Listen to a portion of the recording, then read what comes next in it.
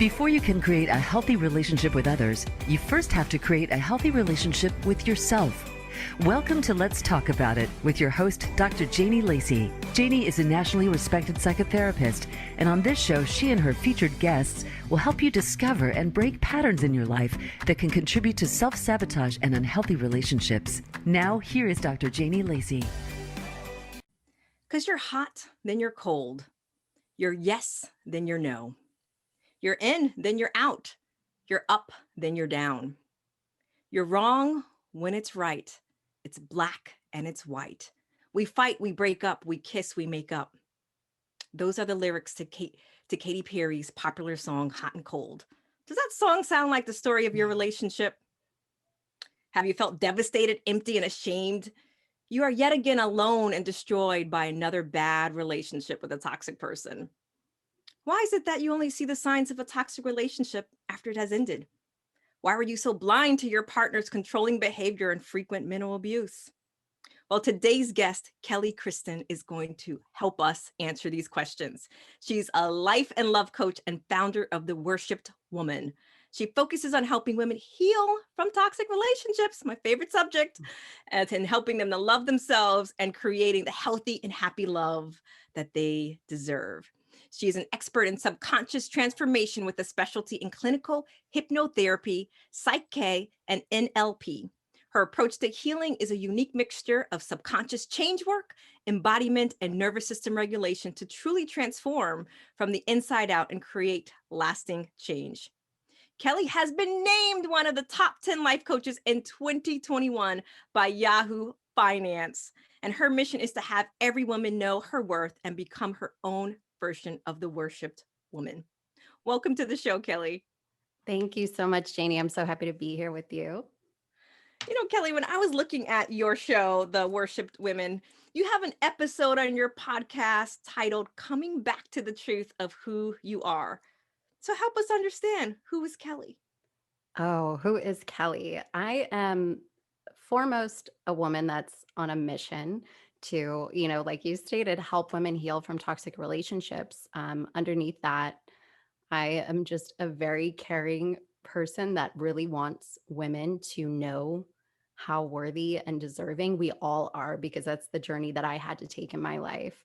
And I really feel like I had to go through all that I went through in my life to be able to bring this message from a really grounded place with a deep level of understanding of what it's like to not feel that at all. And to me, remembering the truth of who we all are is, and what is the core and the mantra of the worshipped woman is, I am worthy, I am deserving, I am enough at all times, at any time, even when you feel like this is so far away from what I feel like right now, that's still the truth. And so that's my truth. And that's the truth that I hope to share with everybody. That you are enough, no matter where you are, what time it is, you are enough. And for women to really embody that message, I know that it takes a lot of work to get there. Sometimes we can hear that, but the work to do that is so important. So with the work that you do, there's a common question that sometimes that I'll get asked, and I'm sure that you get asked as well, is when we're helping women break free from toxic relationships. Sometimes people don't even realize they're in a toxic relationship. Yeah. So help us understand, Kelly, what is a toxic relationship? Yeah, I'd say like the most simple explanation is a relationship that's unhealthy for you in some capacity. And if you spend more time not feeling good within that relationship, not feeling good about that relationship than you do feeling positively, feeling cared for, feeling like your needs are met, there's that mismatch there, then I would say on some level it's toxic. Now, of course, there's varying degrees of toxicity that go from, okay, this just isn't really working, he's not meeting my needs, or this person isn't up to my level kind of thing, or a mismatch, and maybe there's some fighting and arguing, but then it goes further and further into different levels of abuse, coercion, and all kinds of things. So toxic is really the broad term for me. And within that, there's a lot of layers. That's a great definition, being in a toxic relationship, because I do think a lot of people don't realize they're in a toxic relationship because, and we'll get a lot into it, I'm sure, because of where they've been before they've gotten into that relationship. And I know that you speak publicly about your own cycle of toxic relationships, which I think is a beautiful thing, because when you're helping people and you have your own reference point and you're far enough away in your own healing that you can hold up that ladder for them and you understand on such a different level. So can you share with us, how did you recognize that you were in a toxic relationship and what did you do to break free? So if we can share a little bit about from your own journey. Yeah. So it is funny because I think when you're in it, you really don't realize it, and you don't realize how bad it is because it just has been normalized. Well, one, toxic relationships are kind of normalized through what we even see on TV and in movies. A lot of times we're just shown toxic relationship dynamics and we normalize that. Depending on our upbringing, we might have normalized certain behaviors as toxic. So for me, when I was within it, being treated badly was not, I guess, so far away from the image that I had of myself based on my upbringing, that it was like so far away and out of nobody's ever talked to me like this before. Nobody's ever done that to me before. It just, you can normalize it like that. For me, I was in an abusive relationship. So it was definitely further inside that toxic level. And I remember even, being physically hurt by this person and still questioning if I was in an abusive relationship. Because in my mind, abusive relationships were like abusive all the time. Like he comes home every day and beats me. And I didn't see myself as like a battered woman. I didn't see myself as somebody um, who was really in the depths of an abusive cycle at all. I really had no idea. And my outside perception of myself and from other people was that always I was a very strong woman. I had a lot going for me in terms of career and different things like that, and I was always very strong. So it was almost like that I had to uphold that image as well. So that kind of isolated me further into it. And I think one of the things that happens, and I do like to speak about this, is cognitive dissonance that happens in these relationships, because our brains, how they start to function when we're in these cycles, is that we'll actually only think of focus on the good things and create this sort of false reality for ourselves because it feels better than having to go into the shame. And cognitive dissonance is something that we all humans will experience at one point or another, where we kind of have, our behavior not matching our internal beliefs or value system.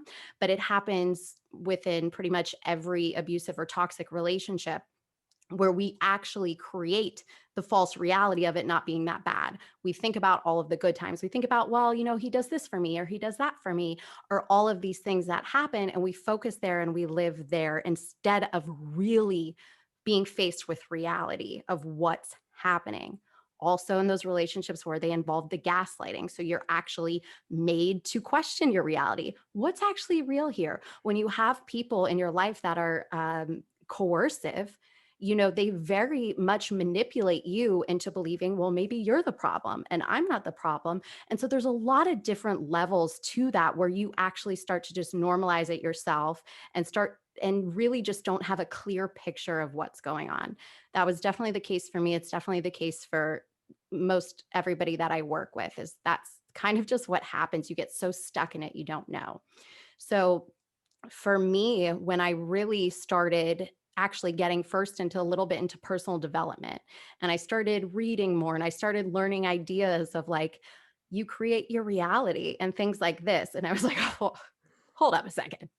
What do you mean I create my reality? This reality sucks, right? I don't like this reality at all. And I started really getting more into positive thinking and learning what a growth mindset was, and these sort of things that just happen to keep coming into my life. And as I'm doing my own personal work, I'm realizing this person that I'm with, I'm sort of outgrowing him in the way, because I'm working on myself now. I'm working on my own self-worth. I'm starting to see things from a different lens that I really wasn't able to before I started doing that.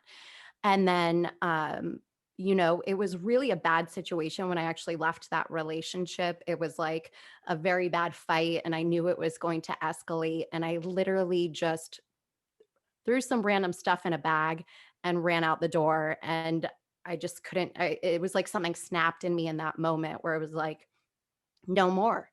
Like, this is absolutely it. And I remember just sitting in my car, like crying. I didn't know where I was going to go. I didn't know what I was going to do. I was like, I got, but I didn't even have shoes on my feet. Did not even have shoes on my feet. And I didn't care because it was like in that moment, it was just the combination of me slowly starting to believe in myself and believe that life could be better than this and that I could have something different than this, that really just allowed me to stand in that. And it was like that turning point for me to say, no more, never again. And then from there, it's like, that's where the work really begins. You So described something very, very important. I want to highlight it. When you talk about that cognitive dissonance, what happens is that's why, a lot of people ask, well, why do you keep going back?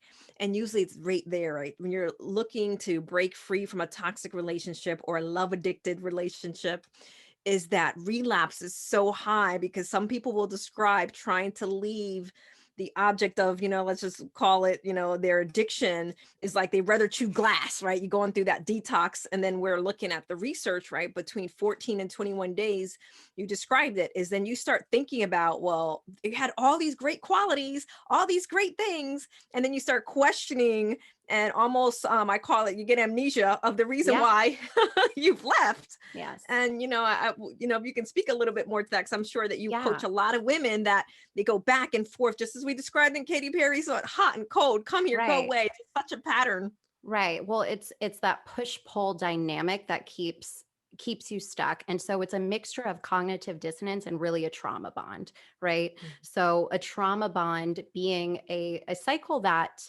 we can loosely say is based off of two insecurely attached people that have childhood traumas that come together, and there's this cycle of love and the removal of it, reward, punishment.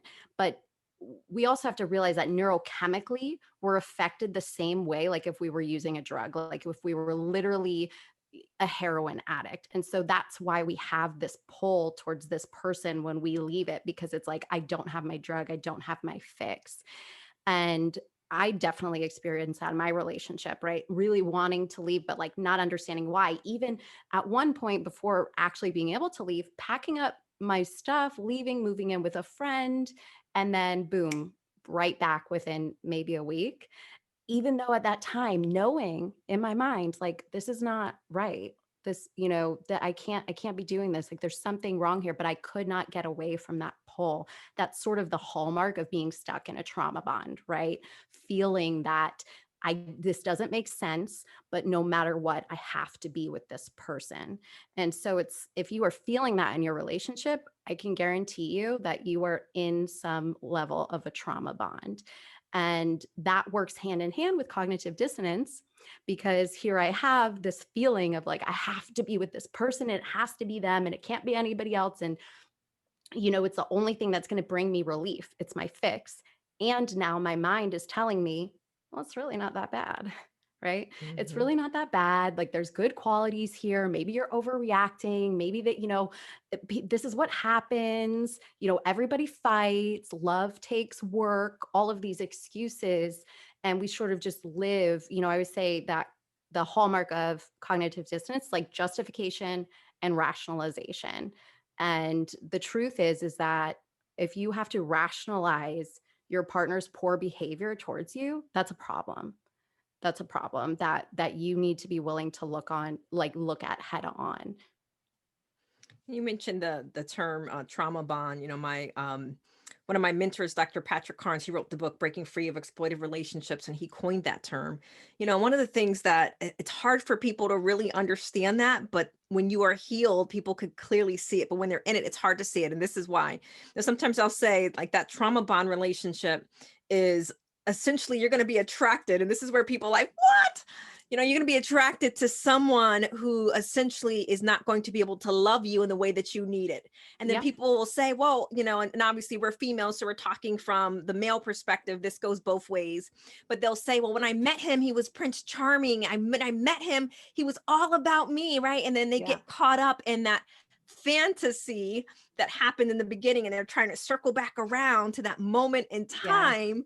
And to your point, when they get to that place of, well, maybe it wasn't that bad, or, maybe it's me, maybe I shouldn't have spoken to him that, and they start justifying. So Yes.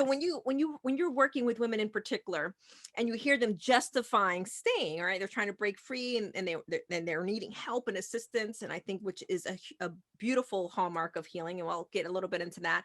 But in your experience, like if someone's saying and they're listening to us and they're like, well, why do people stay in the same place that contributes to their sickness? Yeah. Yeah. Why do people stay? Well, one, I think we need to talk about kind of what you alluded to earlier, which is like we have a baseline, and this is subconscious. Okay. So we have a baseline for how we're used to being treated and the behavior that we've been shown. So everybody has a baseline for love. And we form this baseline largely in our childhood before the age of like 8 years old, when our subconscious is wide open and we're witnessing relationships. And whatever that primary relationship that we witness, so for most people it's your parents, maybe it was a single parent, and whatever it was, that's where your brain and your body learned love. And if there was chaos in that relationship, if there was fighting, a lot of fighting in that relationship, if there was any level of abuse in that relationship, well, your brain and your body have normalized that. So it actually becomes safe. Normal to your brain equals safe, right? Because it's familiar, because it's known, because if we were to go beyond that, well, our body doesn't know what's going to happen. And that actually feels uncomfortable. It feels scary. So for people that have that subconscious baseline of like, chaos, that feeling of the push pull, that feeling of love and takeaway, reward, punishment. If you have that cycle, well, a trauma bond actually feels really natural. It feels natural. So logically, I can say this isn't what I want, but my body feels very comfortable in that cycle. So am I going to leave what feels normal and natural to me? Or is that going to be really, really hard? Right. And so I think that most people that have never experienced a relationship like this, it's very hard to wrap your mind around, which is part of the reason why I feel like I educate on these things so clearly, showing what it's like, because I want to drop the shame. Because another aspect of this is that, the people in these relationships feel a lot of shame. Cognitive dissonance is a way of blocking us from feeling the shame that's already there. Like that's what it is there for. And so if I'm, in a relationship and I'm being abused and I reach out to a friend and I tell her what's going on and I'm, just a little bit, and her reaction is something like, why wouldn't you just leave him? I feel instant shame in that moment because I know that's what I should be doing. And then it actually further puts me back into that trauma bonded cycle. It further puts me back into the control and power that this person has over me, that nobody else is there for me, that nobody really cares about me, all of those stories that abusive and coercive people like to tell us. So I think it's really, really important for people that if you haven't experienced that, is that you open up your heart a little bit more and know that if you've never been in that situation, you really don't know what it's like. And there's so many other factors at play beyond black and white, beyond just leave, right? Like telling a woman to just leave is telling an alcoholic, just stop drinking. That's it, Right. right? Just stop. And then and then when you consider, I mean, which would be a whole nother conversation that we can have, but when you get it and consider narcissistic abusive relationships, because not all toxic relationships have a narcissistic abusive person in there, but narcissistic abusive relationships are toxic, Yes. is that they want you to be isolated because Yes. now I'm all that you have. Look at Yes. your family's not there for you, right? Their friends are not there for you because over time it's kind of like it's like a slow kill. And then to your point, then you'll say is, well, I don't want to keep going back to my friends because every time I go back to him, I go back to the same Yeah. thing. And then, and understanding that toxic love, because they'll say, and I'm sure you hear this all the time, well, I love him. I just love him, Kelly.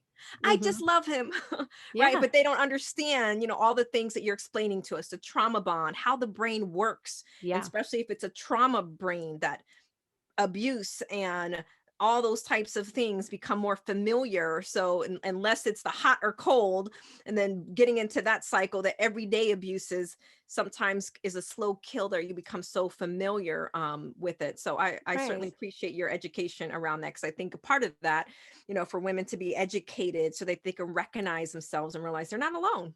Right. And that's, that's why I love to do group programs that I know you do as well, because I think it's really important for women going through this that you'll understand all the times that you thought you were super crazy and that nobody could understand this. It's like, oh, no, girl, I did that too. Yep, I get it. And in having that reflection in other people, and you get to go, wow, I'm not broken. There's nothing wrong with me. I like to say all the time, like, I feel like a trauma bond could really happen to anybody because some of them, some are very obvious, right? Like if you came from an abusive household and you find yourself in an abusive relationship, that's not that far of a stretch. But for some people, it's not as obvious as that. For some people, like myself, I had what I would think was a very good upbringing. My parents are still together. Like, did they have the best relationship? No. But before me really diving in and understanding these things, I was holding on to that shame of like, what's wrong with me? I had, whatever I needed. I had a house, I had a bedroom. Like, I should be fine. I should be fine. But I wasn't. And I think that, if you're in these dynamics, there's clearly something going on, right? We have to be willing to give ourselves grace and compassion as we look at that versus shame and blame. Because when you shame and blame yourself, that's what keeps you stuck. When you look at yourself like a human who's literally just doing the best that you can in life and just trying to make it through Mhm. whatever's going on, then that opens us up to be able to really move forward in a new way. And you just mentioned something, we call in psychology that Jahara's window. I mean, there's certain things that we can't see in our own life. And a part of that is exactly what you said. When we look at those big traumas, those little traumas, we'll say, well, we weren't abused, we weren't Yeah. these other things. But sometimes it's the absence of, Yes. right? There's this saying, and I'm sure that you've probably heard it or say it yourself, is tell me how you were loved and I will show you how you love, right? Yeah. So part of that can be that emotional neglect, where you can Yes. have two parents in the household, they're working, there's food on the table, you have all the things, but not feeling seen, not feeling heard, or children are seen and not heard, and not getting your dad to affirm you, right? It's the withholding of. Yes. Sometimes then we can chase that in our adulthood, which is why having that PhD in our own history is so important. But we also understand that it's not always the parents, right? You can get abuses from other situations and other reinforcers. So I appreciate you sharing that. So then from your own journey, because I think this is important, it's like, how did you discover your own healing journey? I think you kind of left right there, but Yeah. that led you to breaking free to those, or what did you learn? Let me change that around. What did you learn in your own journey that led you to your own toxic relationships? What had led me into a toxic relationship? Because a lot of Yeah. people ask that question, right? They're like, Yeah. well, how did I get here? Right. So we're Yeah. talking Yeah. about these concepts. So, if you can share with your own personal journey so somebody can relate to it. Right. So as I was speaking, sort of looking back, initially being like, okay, my upbringing wasn't all that bad. What's wrong with me? And living in that place, when I really started to dive into that relationship and dive into what I was shown through child and how I was loved, well, there was a lot of just neglect. There was a lot of that emotional neglect. There was just me feeling very unwanted, right? That's sort of my core wound that I've identified over the time is just feeling unwanted, being unwanted. And so for me, then, okay, if my baseline is here, that didn't include physical abuse, but okay, it didn't include a whole lot of love. I didn't get my needs met. I wasn't seen. I wasn't heard.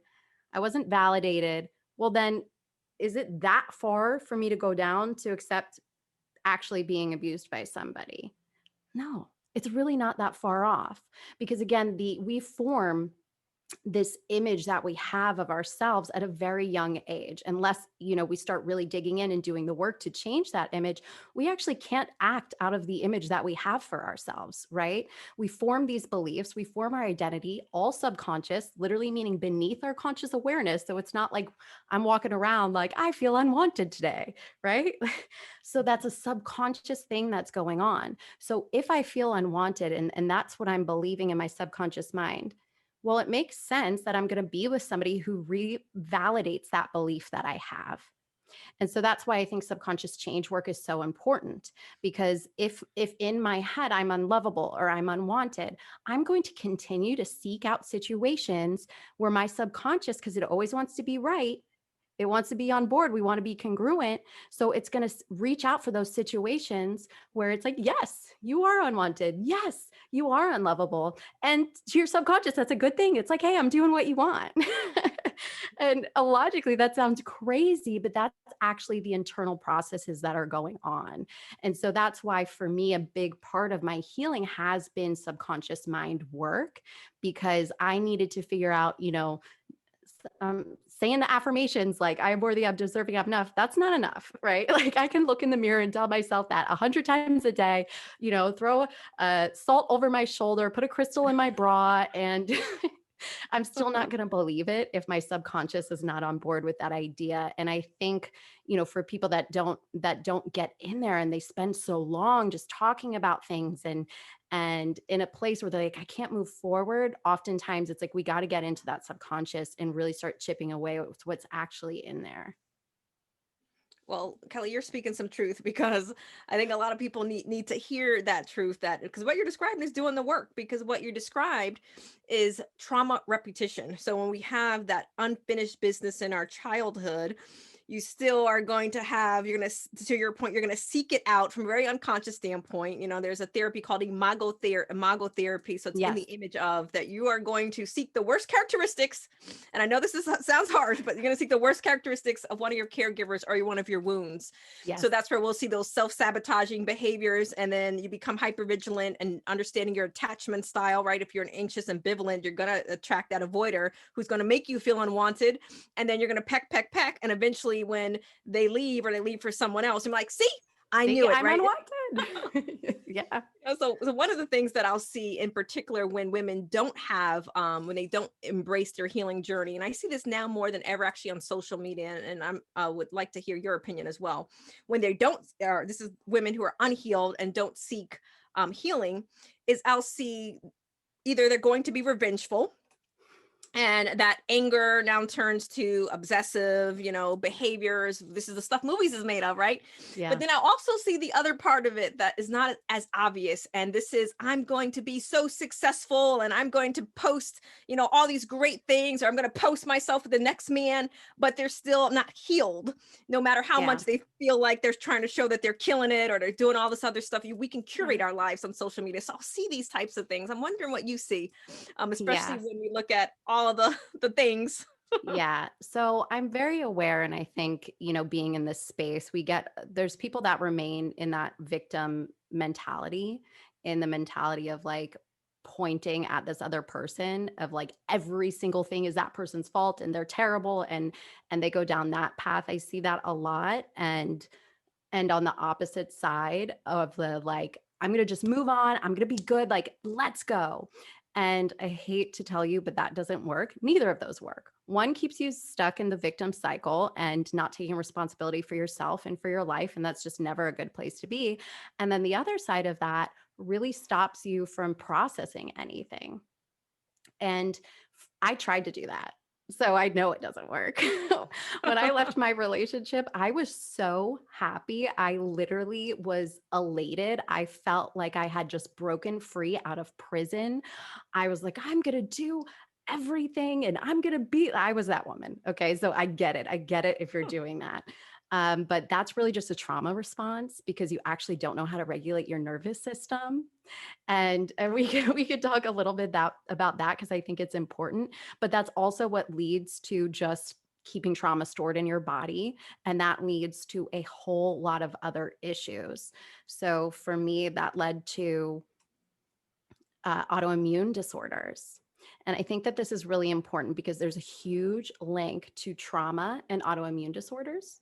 There's a huge link to trauma and other, chronic diseases, or what the medical community would say, oh, there's no cause for this. Well, actually, there is a cause, and it's emotional and it's spiritual. And we have to deal with those things to be able to actually heal, right? Like I maybe you've seen this, where women come in and they have like all of these chronic issues. They have IBS, they have, all of these pain, fibromyalgia. And they're like, yeah, well, it just came on. What do you mean it just came on? Right? Like, have you healed your trauma?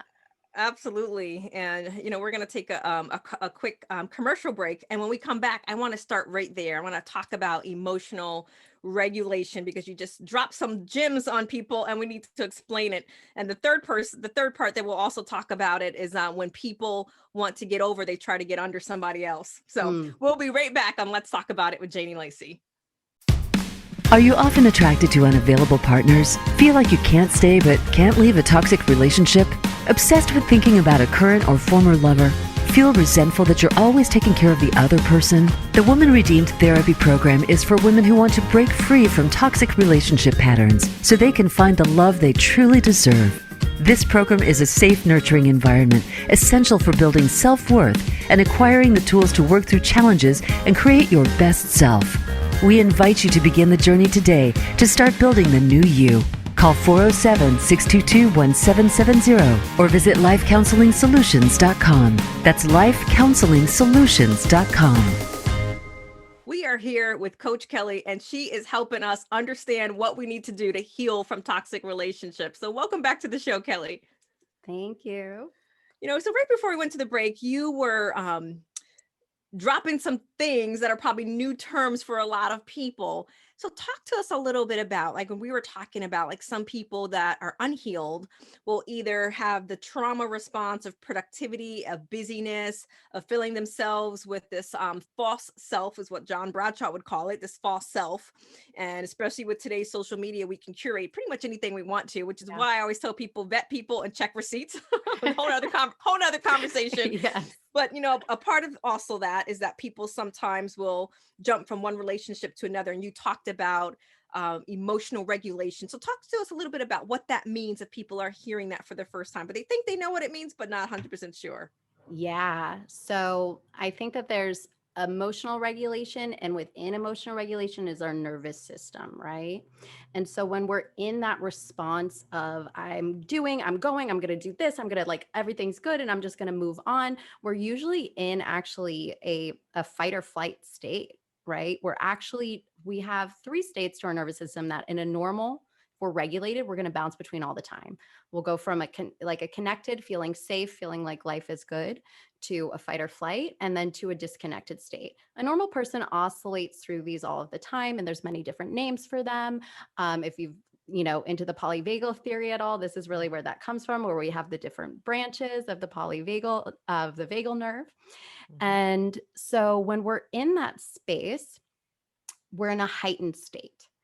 And this heightened state, we're also going to have, high cortisol, different stress hormones going on.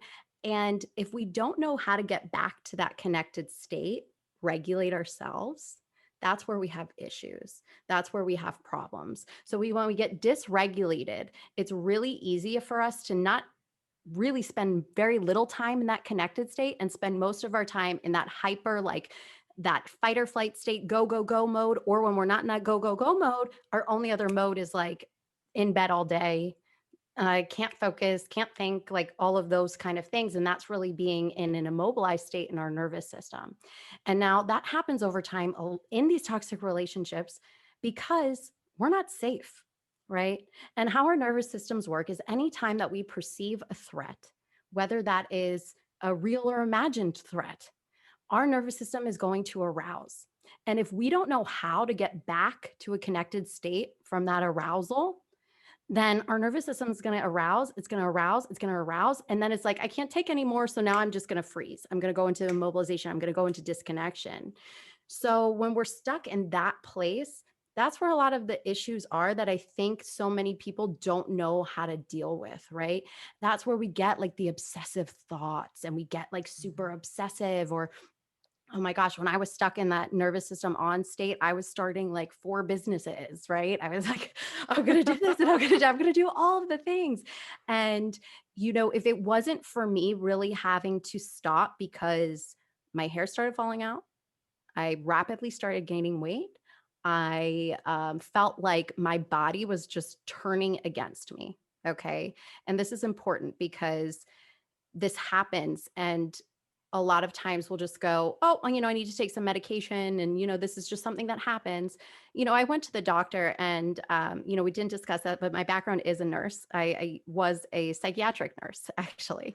So Perfect. I left that profession because I really did not get on board with the like, here's a pill model, right? I'm like, there's something deeper here. And actually I worked on an adolescent unit and really working through that and seeing, kids that were given pills, like it was heartbreaking to me. And I'm like, no, these kids need love and hugs.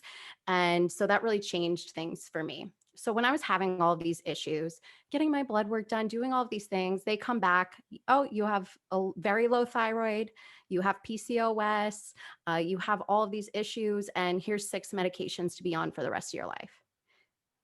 And I just sat there and I was, no, I said, don't give me that. I'm not going to take it. And the doctor's just, what are you talking about? And I just, in that moment, that's really what set off my healing journey, was because I was so sick and I felt so bad. And internally, I knew there was a connection here.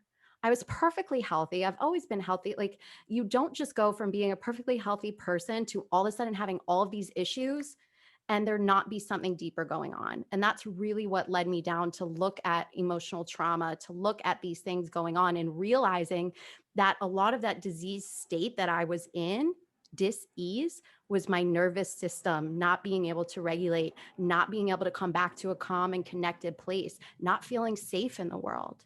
Like, let's imagine the stress that if consciously you might think, oh, I'm safe here, it's fine. But if your nervous system is constantly on alert and you could just feel that tension that brings, like if I'm on alert, and that's what's happening inside that we don't realize.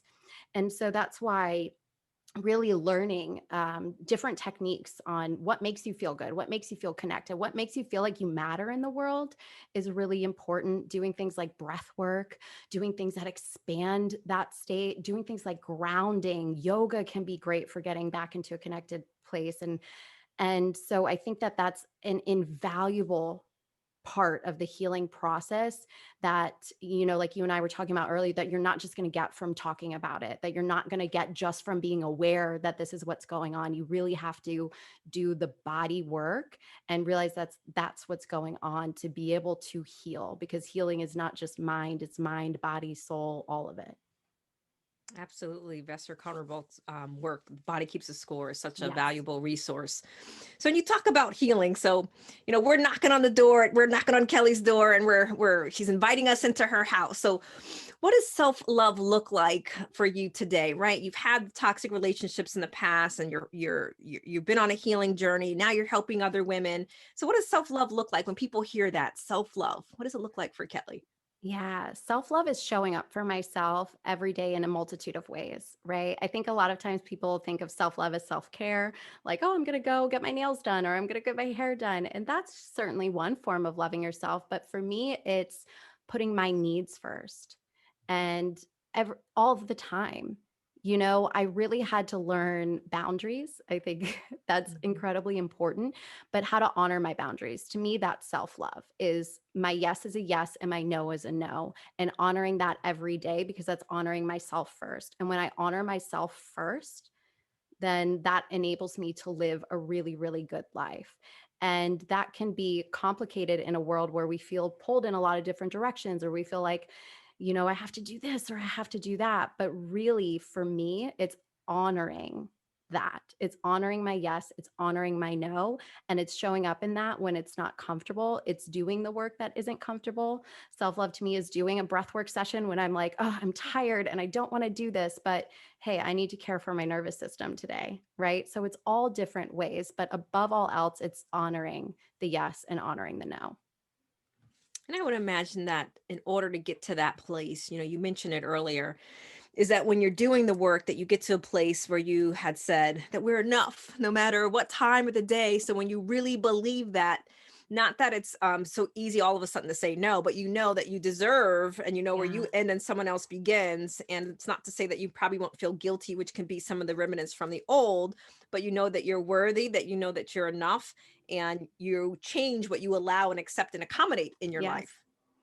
Yes, absolutely. And I think that's so important because, it is a process to get there.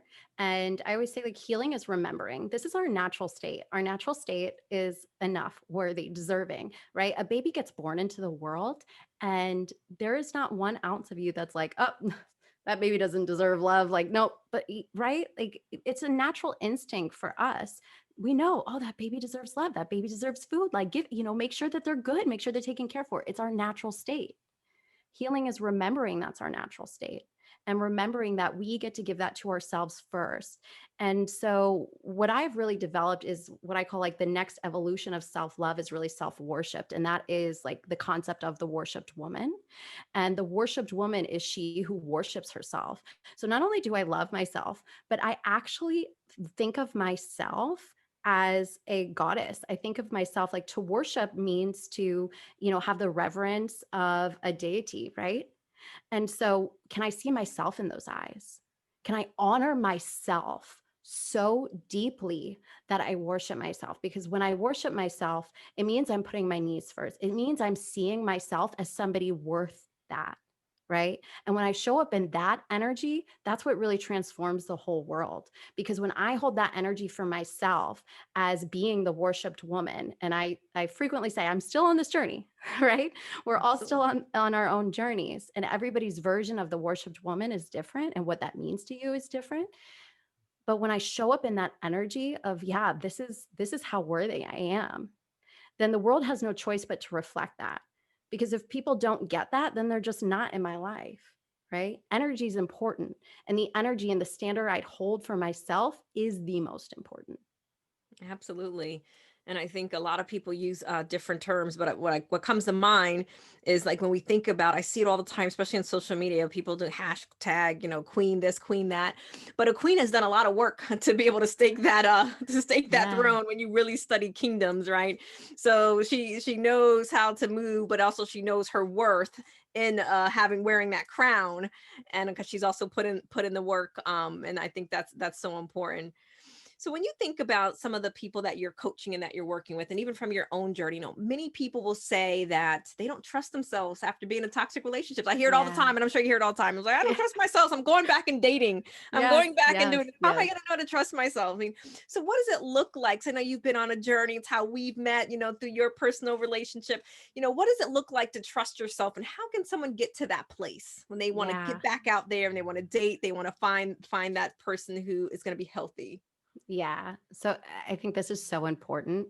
So what a great question, because it's you in these relationships, you completely lose trust for yourself. It's just something that happens. And it's funny because in my group program, the women were just talking about this. So definitely a lot of synergy here. And it's rebuilt over time, and it's rebuilt one step at a time, right? Like you're not going to go from this place where you're like, wow, I completely lost myself in this, to be able to trust yourself moving forward in a day. It takes that work, and it takes the consistency of yourself. So the place I like to start people with self-trust is, well, do you actually do what you say you're going to do for yourself? Right? If you are working on yourself and you're like, okay, yeah, I'm going to start meditating. I'm going to do this. Okay. Well, agree to meditate 5 minutes a day. Can you honor that agreement? Because that builds self-trust. Can you do one little thing a day that you said that you were going to do? Not for somebody else, not because you have a deadline, not because you got to get this done or this person's counting on you, but because you are counting on yourself. And so when you can start following through with just little baby things with yourself, then we can get to the level where we can figure out, okay, well, what's my yes and what is my no? Well, can I honor my yes and my no? Let me practice doing that. Can I practice it with little things that don't feel scary? And then after I've sort of mastered that stage, well, then I can start doing that with bigger things. And I also think beyond that, trust comes over time when you realize that you've done the healing work, right? You've done the belief work, you've shifted, you feel yourself differently. And I always say this, like when you get to the point that you can look back at that person in that relationship and go, I don't know her anymore. Like I see her and I know that it was me, but I feel like I don't know her anymore. Well, then it's like a different level of freedom, because you're not going to get into another toxic relationship like that because your self-worth is at a different level. Not only will you're not really going to attract people like that, but the second that somebody starts coming into you with that energy, it's an instant repulsion. High self-worth is like the antidote to toxic relationships. It's an instant repulsion. People that are narcissists, they have incredibly low self-worth, which is, the irony of a narcissist, right? But they're incredibly insecure. And so if you have very high self-worth and and you're embodying that, and that's who you are, and you walk with that queen energy, and not like a fake, like, oh, I'm a queen and everyone's a queen and throwing that word around, but you embody it. And that's the energy you give off. These people want nothing to do with you because they know that they cannot manipulate you. I love that. I always say that when self-worth shows up in the room, the low self-esteem will scatter. Yes. Yes. And it's absolutely true. It's absolutely true. You trigger those people, right? They're not comfortable around you. And that's good. That's good. Let them go. Right. You don't want toxic people around you where they should be coming around you for their healing. Oh. So when you talk about the little things versus the big things, like, so people are hearing that, what would be some examples of little things where they can start building that trust within themselves and stuff that they can do on a daily basis? I'm like, okay, I can look back. I did this past week. What would you describe as some little things? Yeah. Waking up at a certain time. Like if you've been in a cycle where you're just kind of sleeping in and hitting snooze or something like that, making a little promise to yourself, tomorrow I'm not going to hit snooze. I'm going to get up when my alarm goes off and follow through with that, no matter what, because you're not going to want to, right? Maybe it's journaling, maybe it's meditation, maybe it's going to the gym. It's just little an action towards yourself. It's what it is doing is it's building self-trust, but it's also saying I matter. So you need to follow through with things that reinforce I matter and my needs matter and what I want for myself matters. So it could really be anything that you want to work on, anything that you've been putting off for yourself. But and it doesn't matter if it's literally like 5 minutes or, because people don't want to have the time. Oh, I can't go to the gym. I have this, that. Great. Go outside for a walk for 5 minutes, but whatever it is, and you don't want to start too big. And I think that that's where people can set themselves up for failure. It's like, I've had clients before where they're like, I'm going to get up tomorrow at 5 a.m. I'm going to journal. I'm going to meditate. I'm going to go work out. I'm like, no, you're not. So stop lying to Not yourself. right. Like you're setting yourself up for failure, right? So then that you can therefore reinforce that belief that you don't matter, right? So we have to sort of break that cycle. And I just think the best way is just whatever is calling you, do that and commit to a minimum, something that feels easy and attainable. And once you've gotten to the point where that's easy and attainable and you're doing it, then you can build on that. Absolutely. So all great examples. Some things that I add to some of the women I work with is it can be a face mask, Yes. every night it could be a face mask. It could be a bath, right? So whatever you're going to say you're going to do it. And it can be something as small as just a face mask, 15 minutes to your point, or drinking water each day before you get to the big list is now I'm going to wake up and I'm going to do the miracle morning and have, to your point, have all the things. So, another part that I would like for you to share, because I think it's also important so people can understand. Obviously, they have to do the work, but they can understand it. I mean, what would be some things that if someone is listening to us right now and they can relate to some of the things that we're saying, what would be things that they can do to start their healing journey, or what I've seen that you refer to as their transformational journey? I mean, what can they do right now? Like, as soon as they stop listening to us, what can be some things they can do immediately? Yeah, I would say number one is like what makes you feel connected to people and like you matter. And I think that matters so much more than I ever thought that it did. And I think that's become even more prominent over the past year and just everything that's been going on in the world. But what actually makes you feel connected, that the world is a safe place to be in? Is that going out in nature? Is it calling a girlfriend? Is it going for a walk with a friend and having a long embrace? What is that? Because the more time that you can spend in a safe and connected state, the better off that you're going to be. And I think that that's something that literally any person can do. What makes you feel like you are okay and the world is a good place to be in? And can you focus on spending more and more time there?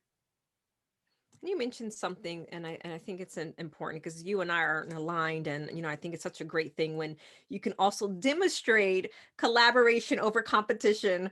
With the worship woman and the woman redeem, common denominator is community. So Yeah. talk to us a little bit about why community and healing is so important, especially for, I say, even more important for women. Yeah. Well, I think it's important because women, we have a lot of mixed message in societies around women where we have a big sisterhood wound, right? And so when we can come into a space with other women and feel safe to express ourselves, oh, it's so healing. I'm literally getting goosebumps talking about that because just what I get to witness. And so, how I close out all of my programs at the end in the closing call is I have every woman often offer her reflections to the other women in the group.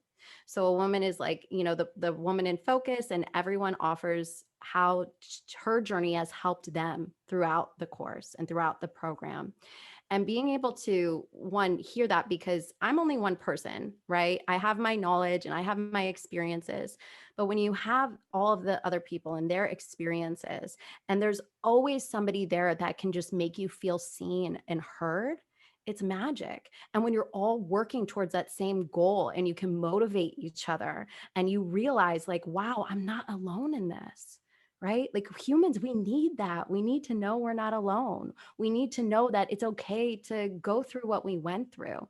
So I think group in that sense, especially for women, where we feel like sometimes, we're given that message of like women are catty or they're going to do this or they're going to do that. When we have that just safe space of like, I can show up, I can be me, I can be messy, and I'm still accepted and loved.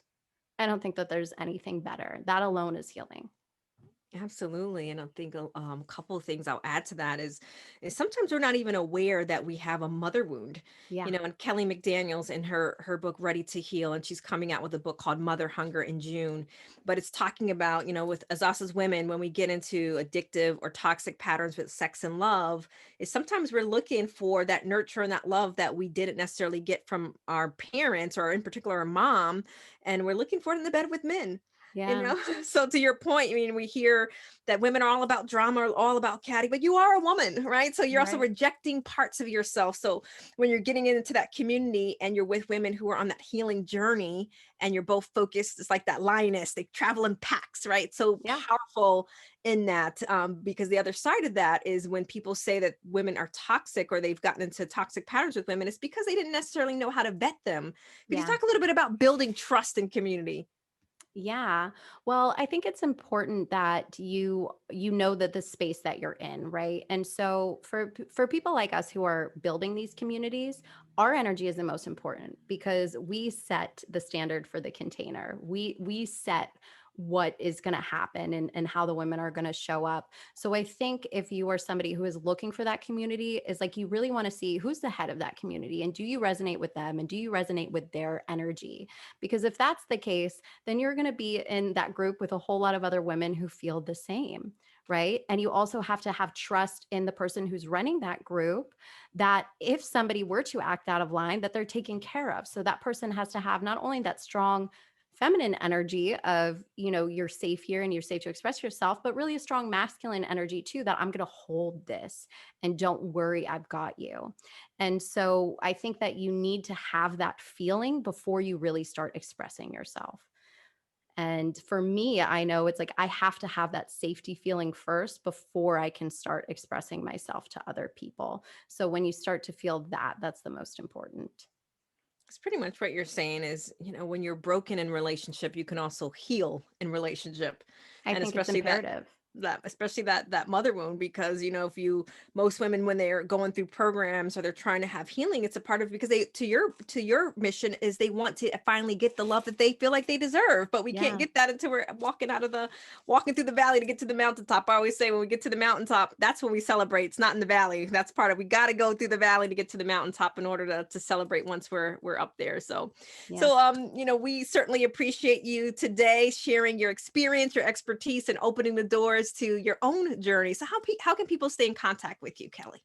Yes. Thank you so much for having me, Janie. It was an absolute pleasure. You can listen to the podcast, The Worshipped Woman. You can come hang out with me on Instagram. I'm at Miss MS Kelly Kristin. You can find me on YouTube at Kelly Kristin, all the places. Well, we certainly appreciate you, and I look forward to building our friendship. Yes. So in closing, a quote from one of my favorite people, Oprah Winfrey. One of the hardest things in life is to learn which bridges to cross and which bridges to burn. Until next time, this is your host, Dr. Janie Lacy. Thank you for tuning in. Let's Talk About It can be heard live every Wednesday at 5 p.m. Pacific Time and 8 p.m. Eastern Time on the Voice America Empowerment Channel. Please join your host, Dr. Janie Lacy, for another edition of the show next week.